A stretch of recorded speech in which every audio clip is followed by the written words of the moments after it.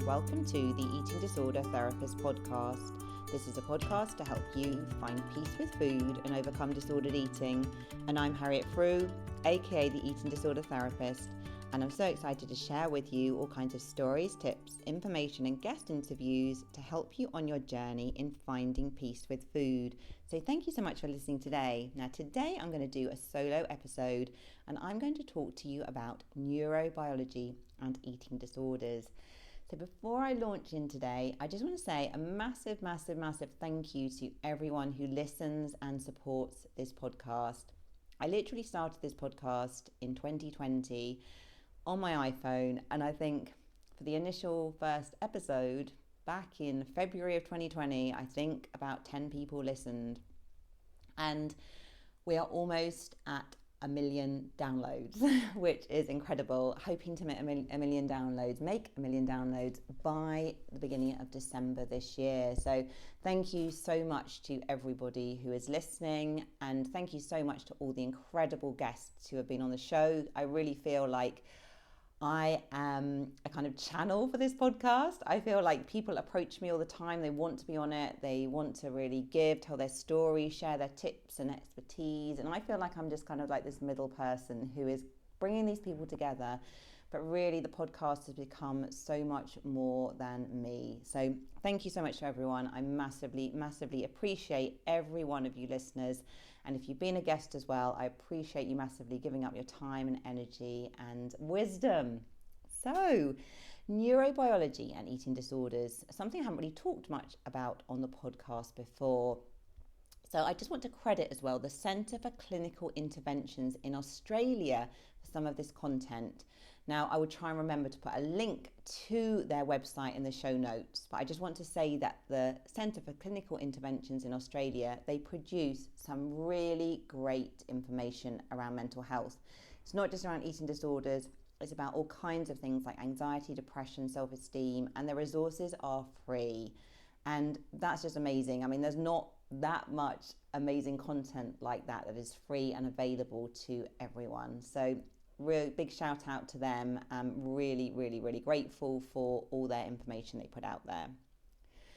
So eating disorders, they're severe mental health illnesses with the potential for serious medical consequences. And there's more scientific evidence coming out, which is helping us to understand the neurobiology of these disorders better, so we can support people better in recovery. So what do we mean by neurobiology? So neurobiology is a scientific field in which researchers study the nervous system and brain function. Okay, and I think what's really helpful is the more research that is coming out, we realize that eating disorders are pretty complex. Okay, it's not that they're down to one genetic thing or down to one environmental thing. There's lots of things coming together, but because we're getting more and more research, particularly in the field of neurobiology, we're starting to understand things better. So, who's to blame for eating disorders? No one individual, I would say. People with eating disorders and their loved ones often can really wonder how an eating disorder has developed, and they can become very self-blaming. But science can help bust these harmful myths and improve our understanding of the complexity of these disorders. And through research, we've come to understand that there's really no single cause of eating disorders. For example, you don't have to have had some kind of psychological problem or trauma, although we do know as well that many people who develop eating disorders will have experienced some kind of psychological trauma or trigger. So again, it's quite complex. What's very interesting, I think, as well, is how in certain families, siblings can experience quite similar environmental stresses, and you could argue maybe similar genetics, but they may respond very differently with their mental well-being. Now, I know for myself, I am one of 4 siblings. You know, obviously myself and my siblings, each of our experiences has been unique in terms of what we've experienced growing up. We're not all being put through exactly the same kind of external kind of influences. We're all slightly different as well in our genetics. But what's really interesting is, I guess, you know, the 4 of us, we're very different. We're very different in how we struggled with our mental health. We're very different in how we sort of perceive things, how we interpret things. Maybe where one person has been more drawn towards an eating disorder, another person to addiction. Some of us are more anxious than the others or suffering more with low mood. It's really, really variable. So certainly, if any individual has experienced trauma, abuse, adverse childhood events, your self-worth and your ability to regulate your emotions, the development of your nervous system, it's all going to make you probably a bit more vulnerable with your mental health. But for some people, that might be experiencing an eating disorder. For others, it could be an addiction with drugs or alcohol. It could be suffering with depression or anxiety or something else. So it's really quite complex. Now, what's very interesting as well, it is very common for eating disorders to develop after a period of calorie restriction, dieting, or an adequate nutritional intake. So it can be through the more kind of conventional kind of dieting, extreme, nutrition things that we see out in the world. But also as well, if someone perhaps has not been fed properly as a child, because of poverty, because they've had a parent or something struggling with addiction, then they're going to be more vulnerable maybe with their relationship with food. But again, in different families, one individual, one sibling may be more vulnerable to that than another. So it's really, really quite complex. So the role of genetics in eating disorders. So mood, your temperament, whether you're a glass half full or empty person, whether you're more prone to anxiety or you're more easygoing, depending on how your impulse regulation is, as well as your appetite, your body shape and your metabolism. All these things have a strong genetic basis, so i.e. they can be inherited. So you may look at the body shape of your parents, your grandparents, your aunts and uncles and see those sort of heritable trends. So approximately about half the risk of developing an eating disorder could come from genetic influence. But again, this risk differs from person to person. Now, what's very interesting as well is this point can be illustrated through research by Dr. Thomas Boyce, an emeritus professor of pediatrics and psychiatry at the University of California, San Francisco. So he has treated children. So his research is not focused on eating disorders, but it's looking at kind of children and their sensitivity, okay? So he's treated children who seem to be completely perhaps unflappable, unfazed by their surroundings, as well as children who perhaps are extremely sensitive to their environments. And over the years, he's began to liken these two types of children to two very different flowers. So he calls them dandelions and orchids. So you may have heard of this. And broadly speaking, Boyce says, and he spent nearly 40 years studying the human stress response, especially in children. Most children tend to be like dandelions, so they're more resilient, they're able to cope with stress and adversity in their lives. But some children are what he calls orchid children, and these children are more sensitive and biologically reactive to their circumstances, which makes it harder for them to deal with stressful situations. So what's quite interesting as well is I guess that people with a higher heritability might need only a slightly toxic environment for an eating disorder to manifest itself, while in a protective environment, they may not go on to develop an eating disorder. So, say for example, if someone is genetically more anxious, more perfectionistic, more sensitive, maybe more orchid type personalities, they're then exposed to triggers in their environment which are very stressful. So it could be, I'm thinking the world today, it could be the pandemic, it could be a very high pressure academic environment, it could be pressure from peers maybe to be thin. In those environments they could be much more vulnerable to developing an eating disorder. Whereas someone, a similar child in that situation who has a thicker skin, that we might call them a dandelion child, they may be less impacted. So obviously as well, it's a lot more complex and, it's probably quite hard sometimes to identify, is someone more of a dandelion and an orchid? I think what's really important to say as well here is that people who are more orchid type children as well have a lot of strengths, real kind of empathy, intuition, kindness, an ability to kind of tune into others' emotions as well. So they have a lot of those kind of superpowers And not to say as well that dandelion children don't have those strengths as well, but you can see it's a bit more complex. So let's talk now a little bit about epigenetics. So epigenetics is a study of biological mechanisms that cause our underlying genetic predispositions to be switched on or switched off.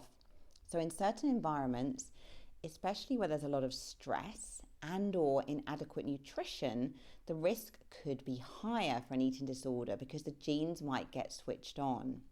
Now, an international eating disorders expert, Professor Cynthia Bulick, explains, I hope I said her surname correctly, genes load the gun and environment pulls the trigger. So to repeat that, genes load the gun, environment pulls the trigger. Now, I have seen with some of my own clients, perhaps where they've been underfed in childhood due to poverty, due to addiction in the family, where children weren't fed properly because of, parents were really struggling, maybe spending money on drugs and alcohol, etc. The child then is inadequately nourished, used to being very, very hungry as a child.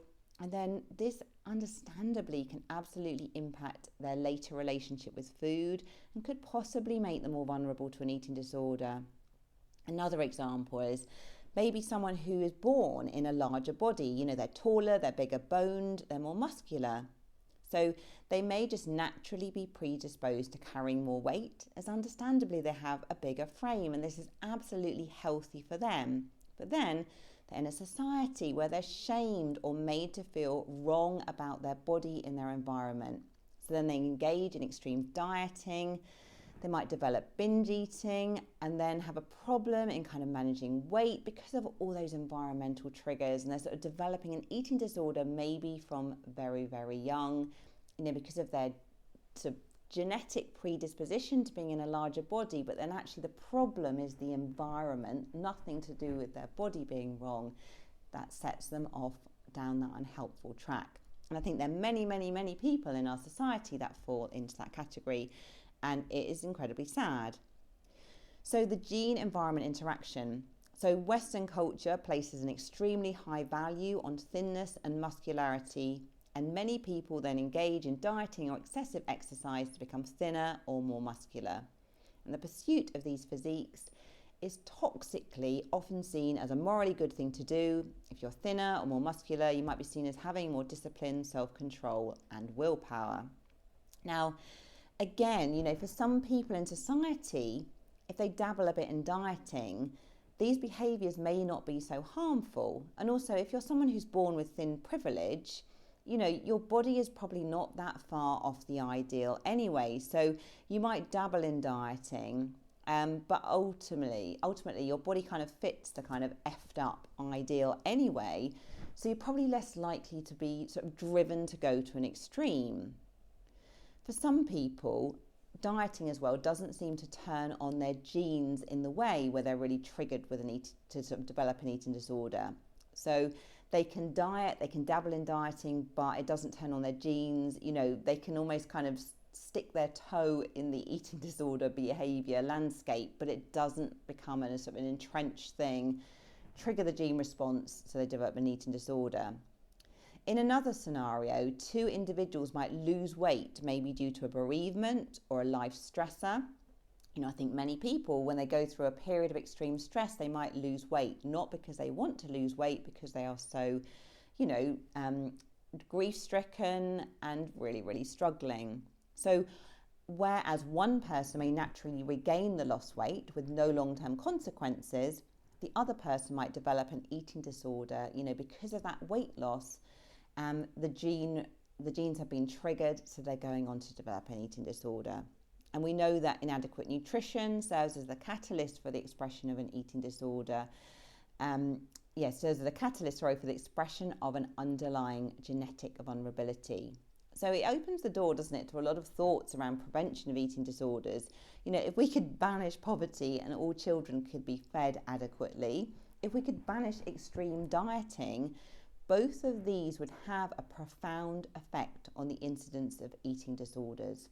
Okay, so it's a thought, isn't it? I know there's a lot would need to change for those things to happen, but it just shows, we could have such a profound impact if we could alter those things. So let's talk a bit about the brain and eating disorders. So some people worry that eating disorders are caused by a chemical imbalance in the brain, but officially there is no evidence for this. However, research has shown that brain activity can be affected by even modest dieting, and a young person's developing brain is particularly vulnerable. So when a person is malnourished, their brain's not adequately fueled, and this may mean they struggle to make decisions, to solve problems, to regulate their emotions, and they could experience symptoms we might associate with what we call starvation syndrome. And they may also experience perceptual disturbances in the way they see themselves. For example, looking in the mirror and seeing themselves as much larger than they actually are. And although eating disorders aren't caused by a chemical imbalance in the brain, restricted eating, malnourishment, and excessive weight loss can result in problematic changes to our brain chemistry. For example, the brain produces less serotonin, which results in increased symptoms of depression. So what does this all mean for eating disorder recovery? So the good news is that the effects of starvation can be reversed with adequate re-nourishment. And brain imaging studies show that brain activity in people with eating disorders can change. The brain is like a muscle. It's constantly changing and adapting as a result of our environment, how it is used or kind of exercised. So it can be exercised through learning and practicing new ways of thinking and interacting with others. We can lay down new neural pathways, ways of thinking. With practice, people with improved sort of recovery in eating disorders show brain activity that looks more like that of people who have never had an eating disorder. But you might need to have a lot of practice and repetition here, because if you've been using your brain to count calories, obsess over the weighing scales, plan out your food for days on end, you're going to have to learn to look at things differently. But it's no different from perhaps learning a new language or a subject matter. We can change as humans. We can have a growth mindset. So you can train your brain to think and process differently. And it does need a lot of repetition with this. And I think in my own life, the evidence that I have of how my brain thinks very differently from how it did, say, even a decade ago. I remember in the past, I would be a lot more self-critical. I would be a lot more obsessed around food. I would often be very overwhelmed by my emotions, and this would trigger even very negative patterns of thought. And I've trained my brain to think about things very, very differently today, okay? And it's taken a lot of practice and repetition, but it's absolutely possible. I would say that the way I think is almost quite unrecognizable, particularly from if you went back sort of 2 decades, I'd be a very, very different person. So the brain as well needs to be adequately nourished in order to make these challenging changes. A starved brain won't function optimally, so the first priority in treatment is always nutritional rehabilitation. The benefit of psychological therapy can be more limited as well if you're undernourished. You just can't kind of do that work when you're in that kind of very sort of rigid, preoccupied with food place, and you can't think and process in a healthy way.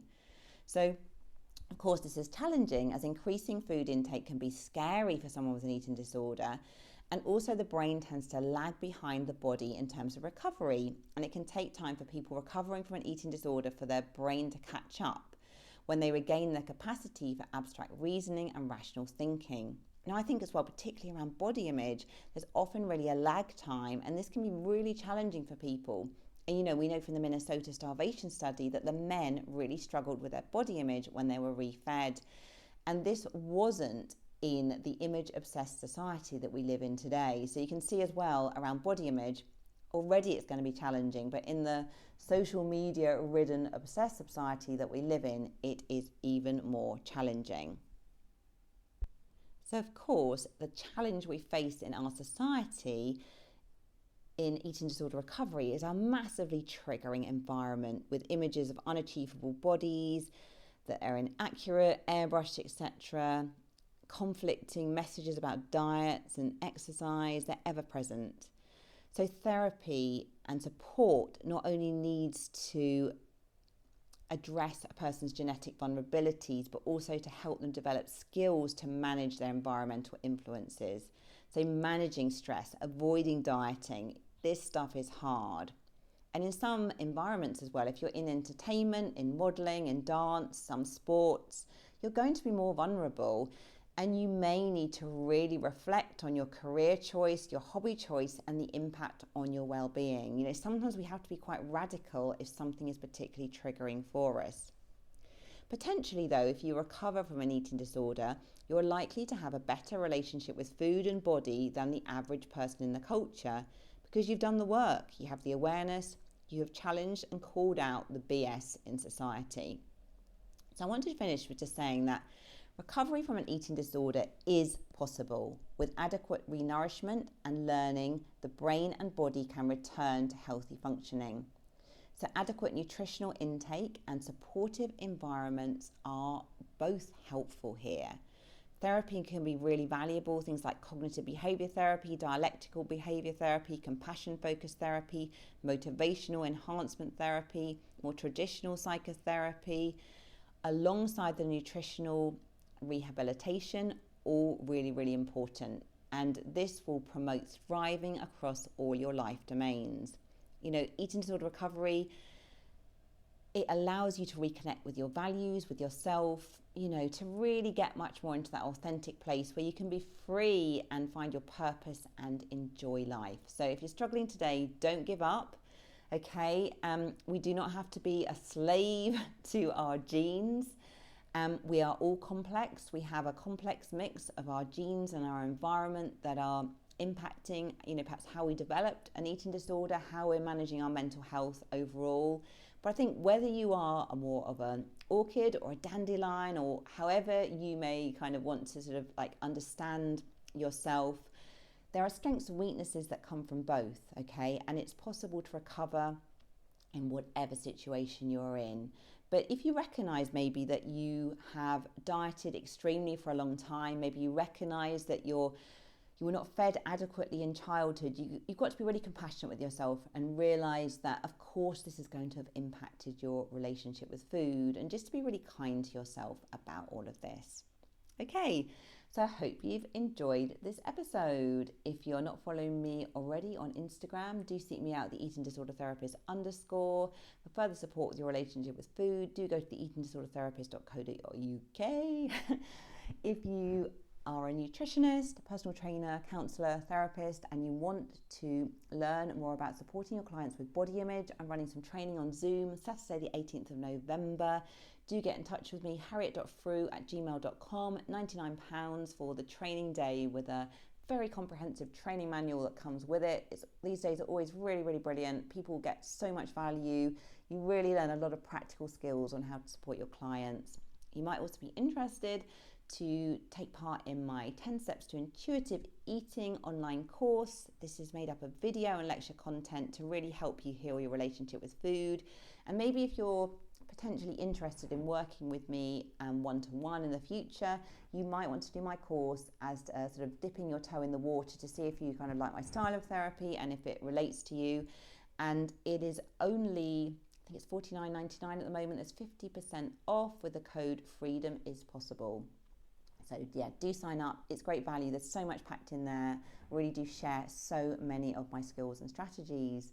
So thank you so much for listening. If you enjoy this podcast as well, I would be so grateful if you'd follow, rate and review, as it helps it reach so many more listeners. Thanks again, and I look forward to sharing another podcast episode with you very soon.